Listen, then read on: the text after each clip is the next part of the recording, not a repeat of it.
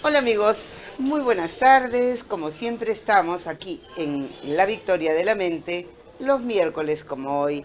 Y esta vez estamos acudiendo a una solicitud que nos han hecho para hablar sobre este tema, el narcisismo. Quizá lo encontramos en muchos escenarios de nuestra vida, familiar, laboral, amical y tal vez político. Con eso volvemos en un minuto.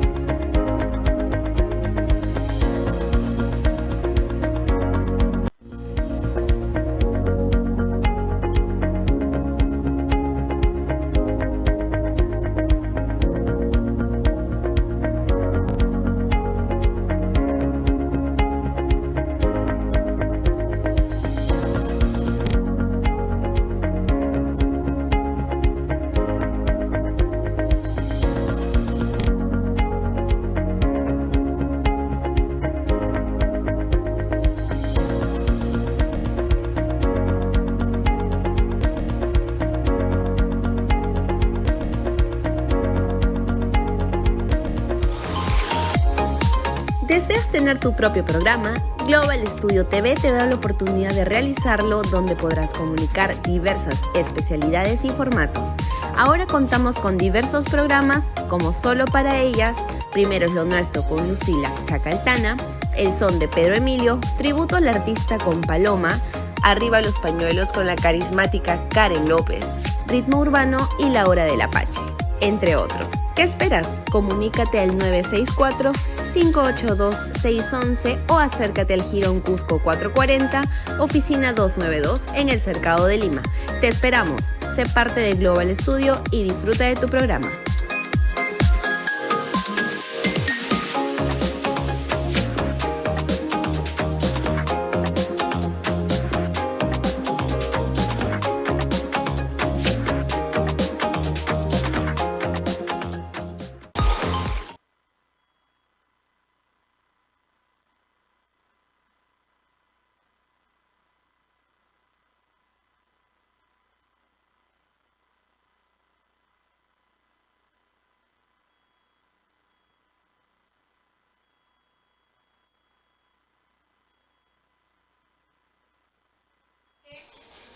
Muy bien, queridos amigos, estábamos reflexionando acerca de las características de cómo un perfil narciso puede generar conflictos en las relaciones interpersonales y la gente puede complicarse en una relación amigable, en una relación amical con alguien con este perfil. En realidad, queridos amigos, el trastorno de personalidad narcisista no es, a veces yo he escuchado muchas veces a los jóvenes hablando de problemas de bipolaridad o de problemas, vengo con ese tema en cualquier otro momento, pero he escuchado, le decía, por ejemplo, este tema de narcisismo, el tema de la bipolaridad, el tema del trastorno limítrofe, lo toman en estos tiempos casi como si fuera de moda, y he escuchado decir, no, es que él tiene un TLP, es que ella tiene bipolaridad, es que él, ay no, es un narciso. Entonces, creo que las redes en realidad están ayudando a conocer un poco, a explorar un poco algunos trastornos, algunos problemas, algunos desórdenes de la salud mental, pero que debieran ser considerados y atendidos con cierta prolijidad técnica, porque no se trata de decir, bueno, no es como tener una gripe, no es como tener pues no es que me picó un zancudo y ya, no tanto, no es así tan simple. Creo que es por eso necesario reflexionar un poco acerca de las características que usted puede percatarse, porque créame, los narcisos, los psicópatas integrados, están por ahí, están entre nosotros, son a veces nuestros amigos o nuestros jefes en el trabajo o nuestros empleadores en algún empleo, a veces pueden ser incluso familiares. Entonces, conocer algunos rasgos es importante para que usted aguce la mirada y pueda usted tener un poco de prevención y cuidar respecto de cuáles de esas relaciones podrían ser comprendidas en este desorden. El trastorno de personalidad narcisa, a menudo, bueno, no es posible decir exactamente qué fue lo que lo causó, pero podemos tener algunas características que son vinculadas a esa posibilidad y que pueden considerarse como variables de origen, que tiene que ver, por ejemplo, con el abuso infantil. Personas que han sido abusadas, despreciadas, humilladas, maltratadas, abandonadas, que han sido víctimas del descuido más grande por parte de sus familiares, sus padres, etc. A veces hay familias que tienen hijos, muchos, y terminan sin atender a algunos, van a trabajar o no están presentes los padres. Entonces hay abandono, hay descuido. Esto, y encima si hay abuso, obviamente va preparando el terreno para un trastorno de personalidad que puede terminar aterrizando en un cuadro de personalidad narcisa. A veces también puede considerarse como un preludio de origen, estas personas que han sido miembros de una familia donde de repente eran los únicos, o el mayor o el menor, y ha sido el foco de la atención, han tenido toda la atención, han sido mimados, engreídos al máximo, sobrecompensados al máximo, de tal modo que los han colocado en una burbuja y que le enseñan a vivir de una manera poco realista, que no aterriza, no le enseñan a cotejar la realidad. Una vez escuchaba yo a alguien, decía, ay no, yo no le puedo decir a mi hijo que estoy pasando por problemas económicos, porque ¿para qué le voy a decir? No, yo le digo cuando me pide algo como no tengo, yo le digo que ya después, que me voy a acordar que en algún momento se lo voy a comprar. Y yo le preguntaba, pero ¿por qué no le dice que en este momento no puede porque no tiene el dinero suficiente para hacerlo? No, yo no quiero decirle porque yo no quiero que se entere, no me gusta decirle que no tengo dinero. Y entonces si pasa mucho tiempo y usted le enseña a su hijo a vivir en una burbuja que no es su realidad, como ocurre muchas veces, yo he visto muchísimos casos en donde los hijos les piden cosas increíbles a los papás y los padres con las justas están cubriéndole la pensión en la escuela o la pensión en la universidad o de repente los gastos para pasaje y por cierto no tienen para lo otro. Sin embargo, hay quienes todavía conservan esas expectativas. Entonces, ¿de qué se trata? Precisamente de estos acompañamientos en la forma de la interrelación personal con la familia, que hace que estos chicos vayan desarrollando un falso concepto de la realidad, una falsa percepción de la realidad. Entonces, esto va preparando el terreno. ¿Para qué? Para que en determinado momento ellos, a modo de protección, a modo de defensa, cuidando de no sentir el mismo dolor del desprecio y del abandono y de la pequeñez y de la invalidez, se busquen mecanismos de autocompensación a partir de esto.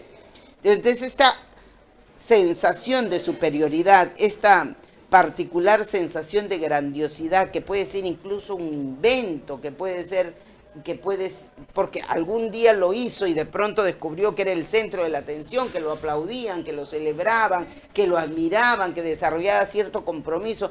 Entonces, eso le hizo sentir placer, pero no placer por el disfrute de la admiración, sino placer porque eso calmaba en el interior su dolor, ese dolor de la inferioridad, entre comillas, el dolor del abandono, el dolor de ser poco competente, esos fantasmas que vivieron con él por años, porque a causa de esta sobreprotección, de esta sobreestimulación, sobrecompensación, en realidad las personas se vuelven incompetentes, porque si está siempre mi papá o mi mamá para resolverlo, yo no lo tengo que hacer. Si está mi mamá para amarrarme los pasadores, yo no lo tengo que hacer. Si está mi mamá para peinarme, yo no lo tengo que hacer. Si está mi mamá para abotonarme la camisa, a pesar que tengo 7, 8 años, ojo, mamás, ¿me están escuchando?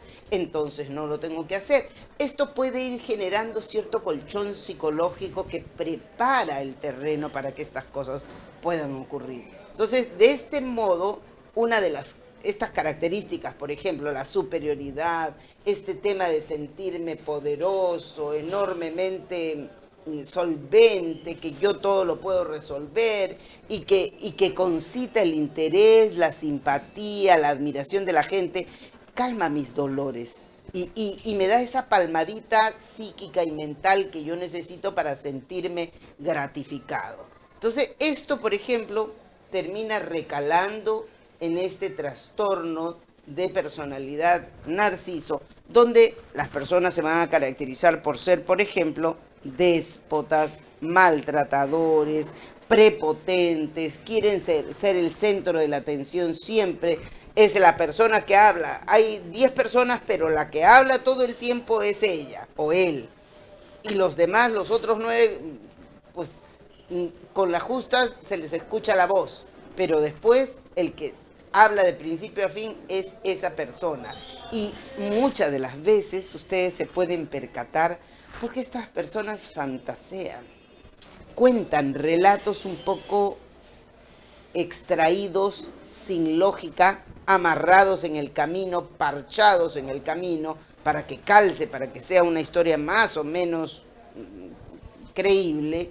Pero usted se percata, usted se da cuenta cuando no hay esa lógica tan escrupulosa, tan prolija, que es como la realidad ocurre. Entonces, esta manera de fantasear, de construir realidades que no son y de expresar necesidad para ser el centro de la atención. Por ejemplo, son personas que a menudo se relacionan, escúchenme por favor, escogen relacionarse con personas que les van a subir en estatus. Por ejemplo, con esta persona me tengo que juntar porque esta persona tiene dinero. Con esta persona me tengo que juntar porque con esta persona tiene poder, tiene un cargo importante, es importante, entonces me da estatus. Estas personas que van todo el tiempo buscando que tener esa presencia, básicamente por lo que puede nutrir esta sensación de egocentrismo que ellos nutren de manera superlativa. Obviamente, si tienen un enamorado, una novia, un novio, los van a escoger dentro de los más hermosos físicamente, entre comillas, hermosos, porque la hermosura ciertamente no tiene que ver con una forma estética, tiene que ver con el conjunto y el paquete completo, ¿verdad? Pero escogen personas que tienen este modelo estético, modelo, digamos, característico, el modelo que ha sido vendido por mucho tiempo como estándar. Escogen personas así, escogen personas que tengan éxito, aparente éxito brillante, que tengan poder y que, por cierto, tengan derroche de inteligencia, sean personas importantes. Entonces escogen especialmente entre sus amigos a estos. Con estos más prioritariamente se relacionan. Y por cierto, entre ellos escogen a sus parejas. Entonces ya me va siguiendo el hilo y va identificando porque esto pasa comúnmente. Ahora, ciertamente algo que no pueden soportar es el dolor de ser ignorados. Algo que les causa profunda sensación de pérdida y de dolor psíquico es que no lo veas como el centro de la atención, es que lo ignores, es que no le rindas pleitesía y no le pongas la alfombrita para que camine, no lo aplaudas, no lo concentres. Eso le causa profundo dolor psíquico a estas personas. Obviamente, el narciso tiene la personalidad en esta interrelación con una persona como esta. Hay ciertos peligros. Por esa razón es que lo tratamos, porque es necesario evaluar, es necesario analizar cómo se van dando y en ese punto vamos a darnos cuenta de que las personas van teniendo características semejantes, entonces tome distancia, tenga cuidado, porque si esta persona fuese, por ejemplo, como un psicópata, que es el enganchador, el encantador, el que te seduce, el que te busca y el que te florea, como dicen los chicos, entonces fácilmente puede ser víctima de ese psicópata. El narciso no necesariamente lo hace siempre, pero acuérdate, trata de ser siempre el centro de la atención, no se ocupa de ti para nada. Seas su amiga, seas su novia o seas su familiar, no se ocupa de ti, no le importa si tú estás bien, si te rompiste el brazo, no le importa su persona. Él mismo le importa, o así se valora por encima de los demás. Recuerda que siempre se sienten superiores. Por lo tanto, que los demás les parte un rayo, no les interesa medio maní. Entonces, los peligros de relacionarse con estas personas están relacionados básicamente porque pueden encubrir patologías de otra índole, como por ejemplo trastorno limítrofe, como por ejemplo un borderline. Puede encubrir patologías que tienen relación, por ejemplo, con las psicopatías, que ya estamos hablando de un tema un poco más puntilloso, ¿no? Entonces, este es un peligro latente. Y también una cosa que al final termina como secuela de una relación con un narciso, es que como se desprende de que estas personas no les importa la otra persona, sea quien sea su relación, no les importa, entonces destruyen la autoestima en el otro, deterioran su autopercepción de sí mismos, les hacen creer que no son inteligentes, que no son capaces, que son inútiles, que no serían nada sin él. A menudo, si es el esposo, le dice a la esposa esto de que tú no sabes, tú no puedes hacer eso, no, tú no puedes. Y los liquidan permanentemente, neutralizando así sus propias capacidades. Estas capacidades que en las personas van saliendo, van afinándose, y de pronto alguien te dice y te bombardea con ese tipo de cosas, entonces obviamente la autoestima va a ser una de las afectadas gravemente, ¿no? Y créanme, es absolutamente incansable, permanece al pie de la batalla y lo hace todo el tiempo de modo constante. Y esto es importante. Si tú tienes una relación con un novio o un esposo así, ten la seguridad que si tú tienes un problema con la vecina, si tú tienes un problema con el niño que te rompió las lunas, con él no es. Ese es el problema que tú tienes que resolver. La persona no se involucra, con él no es, porque lo va a poner en evidencia, le va a afectar de repente en su ego y no prefiere no meterse y te deja a menudo solo o sola. ¿Me oíste? ¿Vas identificando? Muy bien. Por ahí vamos, están entre nosotros, es muy fácil darnos cuenta. Ahora bien, que de todas estas personas que son con características de trastorno narciso, podemos encontrar, por ejemplo, algunos que pudieran ser parecidos, como los egocentristas. Pero el egocentrista no es un trastorno, el egocentrismo no es un trastorno, es un rasgo, me va caracterizando, mientras que el narciso sí es un trastorno.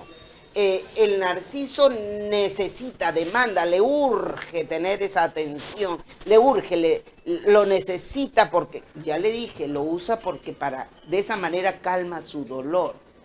Mientras que el egocentrista no es que lo necesite. El egocentrista piensa en sí mismo, o sea, es su mundo. Él piensa en sí mismo, primero yo, segundo yo, tercero yo. Egocentrista, no piensa en los demás, no necesita a los demás. Este narciso sí necesita a los demás, necesita que lo aplaudan, que lo atiendan, que le rindan pleitesía, que le echen aire, que lo acudan, que lo socorran, necesita, porque su dolor es ser ignorado, ser olvidado, ser NN, ese es su máximo dolor. Entonces necesita la atención de los demás. El trastorno narciso requiere de usa a las personas. Anda, tráeme tal cosa, tú esto, tú el otro, tú. A todas las personas las usa para su propio beneficio. ¿Me oyó? Para su propio beneficio. No ocurre eso con el egocentrista. El egocentrista puede estar solo. De hecho, la pasa mejor a veces solo, porque está en su propio mundo, no le interesa nada más que lo que él hace. Lo que él hace, lo que él dice, le interesa. Obviamente, el narcisismo es pues una patología, mientras que el egocentrismo no lo es. Ahora, el egocentrismo viene desarrollándose desde la infancia, ciertamente. En cualquier momento, en cambio, la patología narcisa va a ocurrir en cualquier momento. Y necesita tener el entorno para lucirlo, necesita tener gente a su alrededor para lucirlo. Mientras que el egocentrista no, el egocentrista puede desenvolverse muy bien, está en su mundo, en su música, en sus lecturas, en sus cosas, no necesita a los demás. Ahí hay una característica para que distingamos, porque he visto en las redes manejando conceptos semejantes en el caso del narcisismo con el egocentrismo como si fueran lo mismo. Como efectivamente también confunden el narcisismo con la psicopatía. Entonces, las psicopatías integradas, prometo volver a traer el tema, yo lo toqué en algún momento, pero creo que va a ser necesario porque he visto mucha confusión con relación a eso y les prometo tomar en cuenta el tema para regresar con esto de la psicopatía en algún momento. Sin embargo, queridos amigos, les estoy dando pautas importantes para que usted agudice sus sentidos y pueda evaluar un poco las características de las interrelaciones que van desarrollándose en su entorno. Fíjense ustedes, hay un nivel de peligrosidad, les explicaba hace un momento, en esta relación con el narciso, y es que puede encubrir una patología. El narciso es muy parecido tiene una relación estrecha con el psicópata, hay psicópatas narcisos, entonces está muy relacionado, acuérdense ustedes de eso. Después tenemos también, recuerden que estas personas a menudo aniquilan alrededor de las personas que se encuentran con él en su relación, los destruyen literalmente, emocionalmente, psíquicamente, pueden incluso socialmente intentarlo también, porque eso lo alimenta. Es decir, si tú brillas, no te voy a dejar brillar, te aplasto, porque acá la única estrella soy yo, narciso puro, ¿ya? Ahora, yo les decía, aquí hay una característica biológica importante que mencionar. El trastorno narciso, queridos amigos, tiene una característica, según las investigaciones que se han hecho, está muy relacionado con la reducción en volumen y, por cierto, también en grosor de la corteza prefrontal. ¿Recuerdan ustedes que yo siempre les he comentado que la corteza prefrontal es esa área importante que regula la acción de la amígdala cerebral y que por lo tanto no nos deja meter la pata con mucha facilidad porque está presto? Es decir, la corteza prefrontal que ha sido entrenada, que ha sido afinada en el curso del tiempo. Recuerden ustedes que entre los 7 y los 14 años se va afinando la corteza prefrontal y vamos desarrollando la tolerancia, el camino, la resistencia, todo esto se va desarrollando y por lo tanto la corteza prefrontal va haciendo su trabajo, va afinando, se va fortaleciendo, se va preparando en ese colchón importante que vamos a emplear cuando en el curso de la vida vamos a requerir de regulación, de intervención madura, de tomar decisiones. Pues esta corteza prefrontal, en el caso de los narcisos, por investigaciones que se han hecho, terminan reconociéndose más pequeñas, más delgadas y en menos volumen. Es decir, allí hay una relación estrecha también, por ejemplo, como estas personas tienen un problema con la empatía, ciertamente no desarrollan empatía porque recuerden que no les importan los demás. Esta es una característica que los acerca a los psicópatas, no les importa a los demás. Primero yo, segundo yo, tercero yo, siempre yo. Todos a mí, mírenme a mí, nada más, no miren a los demás. Entonces, el narciso tiene, por cierto, esa característica particular, es capaz de ponerse 1000 cosas encima por darle ser siempre el centro de la atención. Ciertamente, hay una relación estrecha con lo que tiene el comportamiento del hipocampo y las neuronas espejo, porque recuerden ustedes que las neuronas espejo son quienes trabajan básicamente el tema de la empatía, porque nos permiten conectarnos con el exterior, nos permiten estar conectados con el medio, y entonces las neuronas espejo nos reportan la facilidad para el desarrollo de la empatía. En este caso tenemos una fragilidad porque el narciso no es precisamente empático. Ahora, tiene muchos miedos. Obviamente es una persona que tiene muchos miedos. ¿Y cuál es su principal miedo? Si su principal propósito en la vida es ser primero en todo, brillar en todo, recibir ese aplauso, esa admiración, ¿cuál es su miedo? ¿A qué le teme? A ser ignorado, a que no tenga ese alimento, a que no sea ensalzado, como ustedes pueden ver en el gráfico. A eso le teme, al fracaso, a no conseguir ese propósito inmediato, a la humillación pública, a que le quiten el grado, a que lo avergüencen, a perder el respeto y la admiración del entorno, a no ser ese centro de poder que él siempre quiere tener, aunque sea un poder inventado y falso, no importa, pero siempre quiere tenerlo, ¿no? Al abandono, que lo olviden, que lo dejen.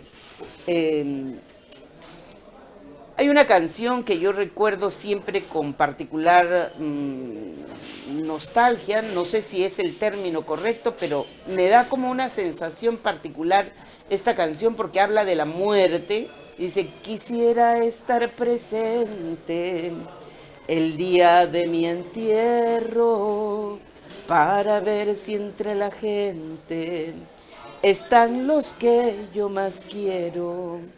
Pero miren ustedes, estos pie de verso, por supuesto, no tienen nada que ver con el narcisismo, pero se los refiero porque ¿cómo desearía el narciso, aún cuando se muere, recogiendo un poco esta frasecita, aún cuando se muere, recoger la admiración y escuchar los aplausos y los discursos grandilocuentes que acostumbramos a dar cuando alguien se muere? Cuando alguien se muere siempre salen los amigos, los familiares, en fin, todo de su entorno, y la gente siempre termina ensalzando al muerto. El muerto era el mejor, el muerto era el más inteligente, era el hombre más noble y más bueno. Siempre el muerto es... Imagínense el narciso, cómo le gustaría esta frasecita, estos pie de versos de esta canción. Este es un guayno que a mí me gusta mucho y me conmueve, ese es el término, me conmueve. Quisiera estar presente el día de mi entierro para ver si entre la gente están los que yo más quiero.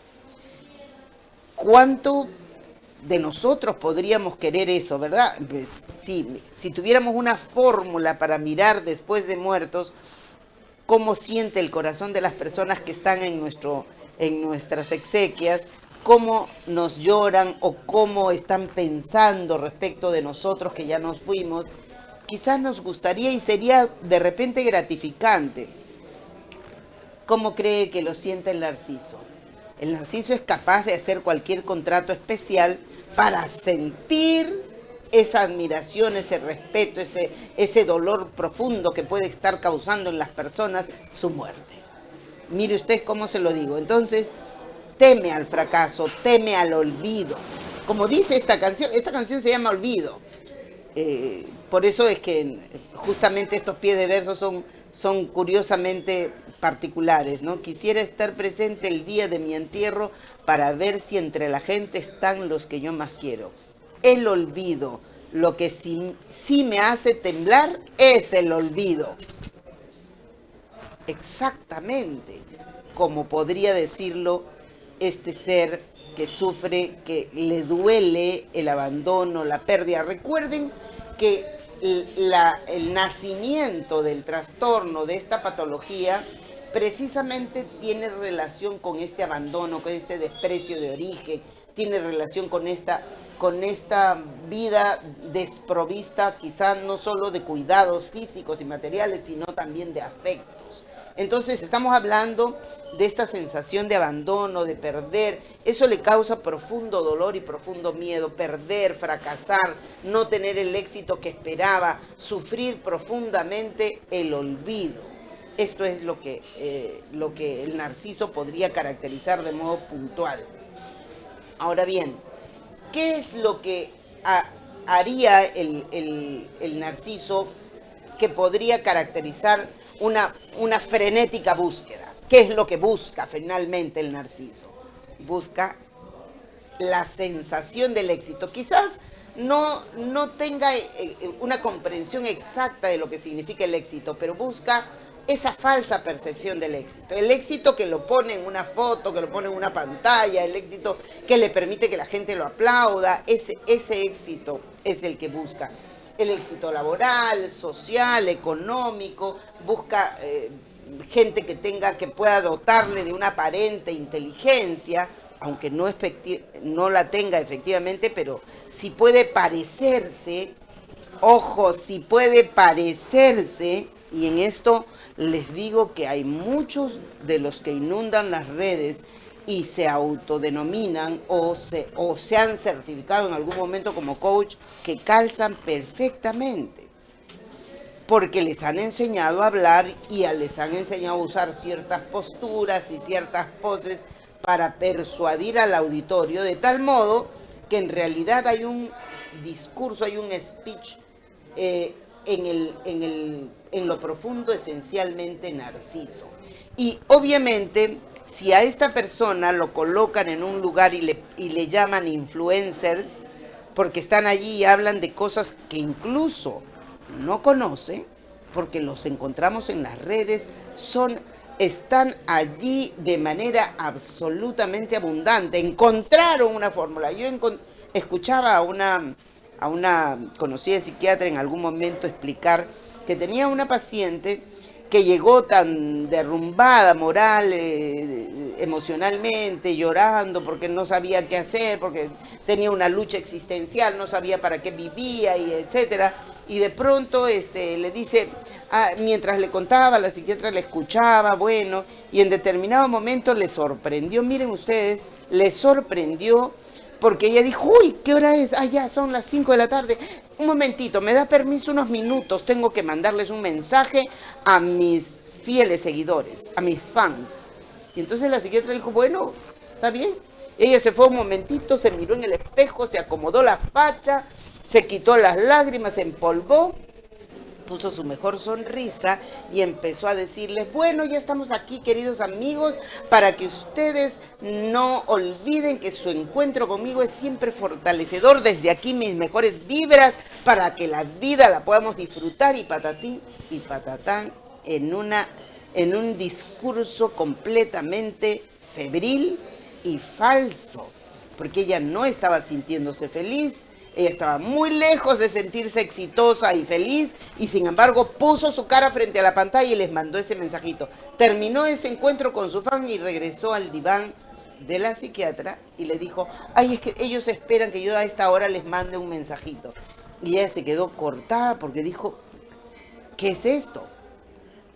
Miren ustedes, esto que hay acá adentro, si no está lleno, hay una sensación de vacuidad que necesita ser llenado.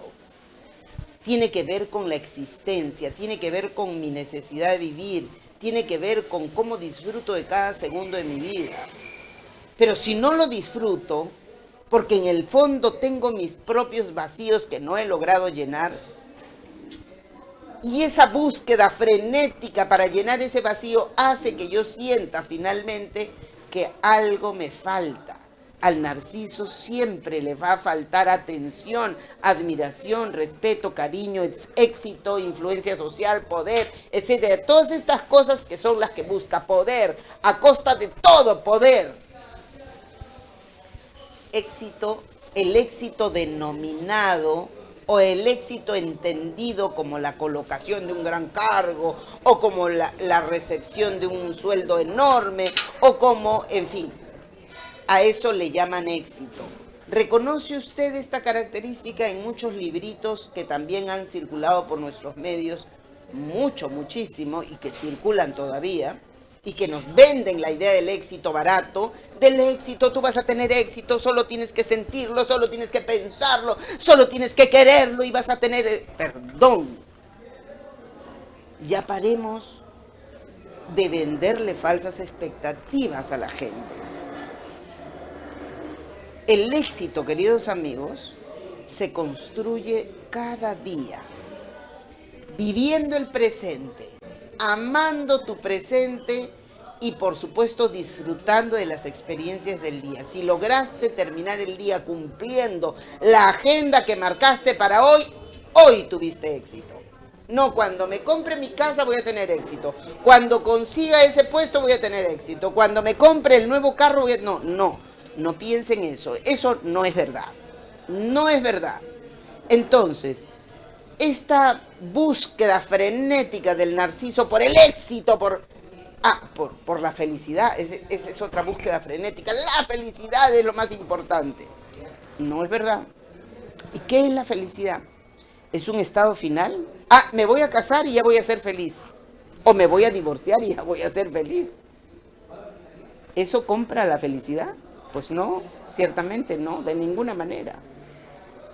Ahora bien, ya les refiero que el narcisista busca calmar su dolor, su vacuidad interior, sus vacíos, sus penas, esas penas que viene arrastrando y que no sabe que son penas, pero que son vacíos, que le causan dolor. Cuando nadie lo mira, lo aplaude, siente pánico y dolor y sale a buscar esa plaza, ese mercado que lo alimenta. ¿Ya? Y recuerde usted que el psicópata, en cambio, a diferencia del narciso, no busca necesariamente calmar dolor. El psicópata busca su propio particular fin. ¿Qué quiere? Quiero llegar a ese escenario de poder contra todo y como sea. Compro, pago, amenazo, arrincono, extorsiono, etcétera, pero ese puesto es mío. Ese es el psicópata. ¿A cuántos conocemos? Con eso vengo la próxima semana tal vez. Depende de cómo me digan las personas a las que consulto siempre por las redes. Les pregunto porque mucha gente me pide en diversos temas. Ustedes no tienen una idea de cuáles son los temas. Hay algunos temas que no necesitan tratarse en público, pero me los piden. Habrá momento para tratarlos en privado. Pero aquí les dejo. El egocentrismo, en cambio, ¿qué cosa es? Es preocupación por sí mismo y por mis propias y particulares necesidades. No es igual que el narciso. El egocéntrico puede estar solo. El narciso no. Necesita del aplauso. Muy bien, queridos amigos. No sé si tenemos, en producción, ¿tenemos algún comentario, alguna pregunta? Rosa Vinche dice, excelente ponencia, querida Victoria. Y Johnny Cabrera, tema muy actual. Bien, Victoria. Muy bien, muchas gracias. Saluditos a nuestros amigos que siempre nos siguen. Rosita, un abrazo. Johnny también. Y por cierto, escriban y comenten, pero sobre todo propónganme los temas que ustedes creen que puedan ser comentados. Con eso siempre es nuestro encuentro, es gratísimo, les agradezco mucho la paciencia, la tolerancia que me tienen, por supuesto, y les envío un gran abrazo para que podamos terminar este día con una sensación de afecto. Hasta la próxima semana, queridos amigos.